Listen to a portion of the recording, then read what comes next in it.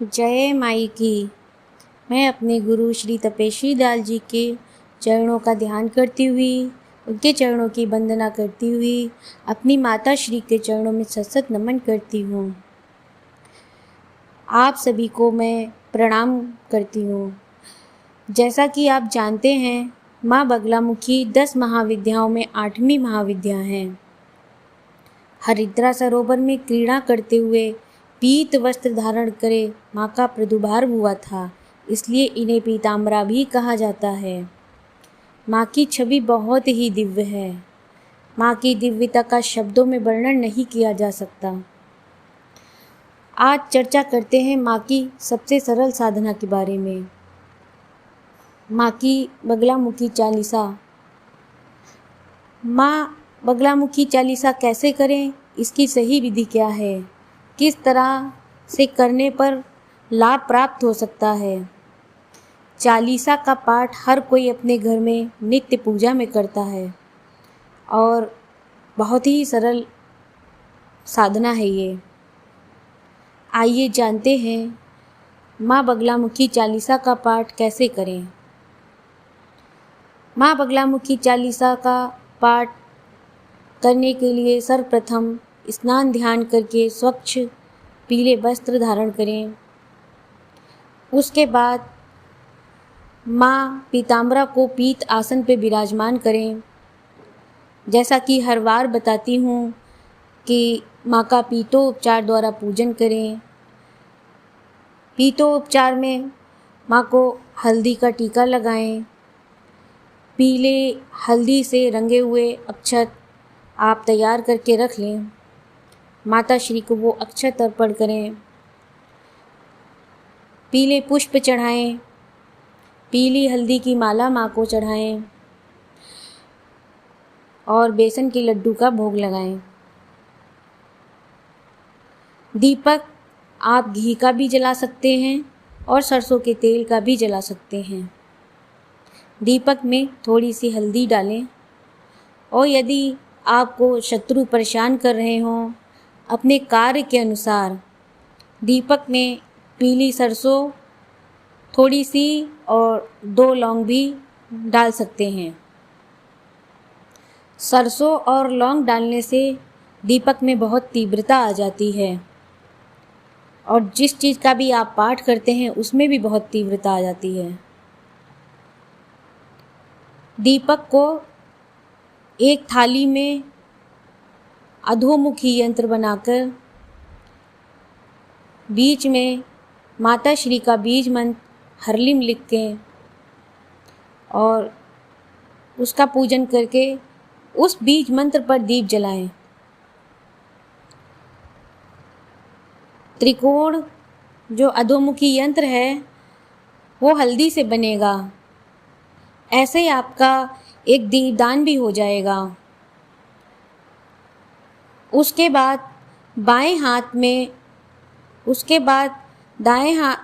हाथ से दाहिने हाथ में जल लेकर और थोड़े से अक्षत और फूल लेकर चालीसा का पाठ करने का संकल्प लें। नित्य 11, 21, 31 या फिर 40 पाठ का संकल्प लें।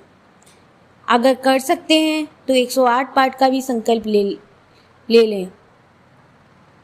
फिर बहुत ही श्रद्धा के साथ माँ की चालीसा का पाठ आरंभ करें।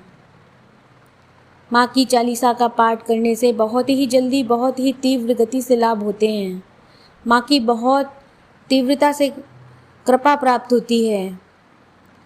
इसका पाठ आप रात्रि काल में भी कर सकते हैं, क्योंकि माँ की पूजा रात्रि काल में ही की जाती है और रात्रि में की गई ही पूजा का बहुत अधिक फल प्राप्त होता है। चालीसा के पाठ करने से क्या क्या लाभ होते हैं। अगर आप शत्रुओं से परेशान हो तो माँ की कृपा से शत्रुओं से मुक्ति मिलती है। आपके ज्ञात अज्ञात शत्रु हैं जो आपके साथ में ही रहते हैं और आपसे शत्रुता निभाते हैं पीठ पीछे, माँ आपको उन शत्रुओं से दूर कर देंगी। चालीसा के पाठ से साधक के अंदर आत्मनिर्भरता आती है, एक उसके अंदर आत्मविश्वास पैदा होता है। चालीसा के पाठ से भय का नाश होता है, साधक निर्भय बन जाता है। माँ बगलामुखी की चालीसा से धन संपत्ति में वृद्धि होती है। अगर व्यापार आपका अच्छा नहीं चल रहा है तो आप संकल्प लेके माँ बगलामुखी की चालीसा करें तो व्यापार में लाभ होता है। अगर आपके घर में कोई भी नकारात्मक शक्ति है तो माँ उसका नाश करके अपने साधक की रक्षा करती हैं। अगर आप किसी तंत्र बाधा से प्रेरित हैं तो उसका भी नाश होता है। माँ हर प्रकार से अपनी साधक की रक्षा करती हैं। अगर साधक को कोई शारीरिक रोग कष्ट है तो वो भी माँ हर लेती हैं। यदि आपके घर में आपस में परिवारजनों में लड़ाई चलती है, कलह कलेश बना रहता है, मन मुटाव रहता है, तो आप माँ के सामने, माँ के सम्मुख बैठकर बहुत ही श्रद्धा भाव से अपने परिवार की घर की सुख शांति के लिए माँ बगलामुखी चालीसा का पाठ करें और ऐसा संकल्प लें, माँ हमारी रक्षा करिए, हमारे घर परिवार को सुख शांतिपूर्ण वातावरण बनाइए। तो माँ अवश्य ही सुनती हैं। बगलामुखी चालीसा बहुत ही छोटी सरल साधना है, सभी लोग बहुत आसानी से कर सकते हैं। इसमें दीक्षा लेने की भी आवश्यकता नहीं है। जो माँ की साधना करना चाहते हैं, माँ की थोड़ी बहुत पूजा करना चाहते हैं और गुरु नहीं कर रखे हैं, वो माँ बगलामुखी चालीसा का पाठ कर सकते हैं। इसी के साथ अगर आपको मेरी वीडियो अच्छी लगी हो तो कृपया लाइक, शेयर और सब्सक्राइब करें। जय माई की।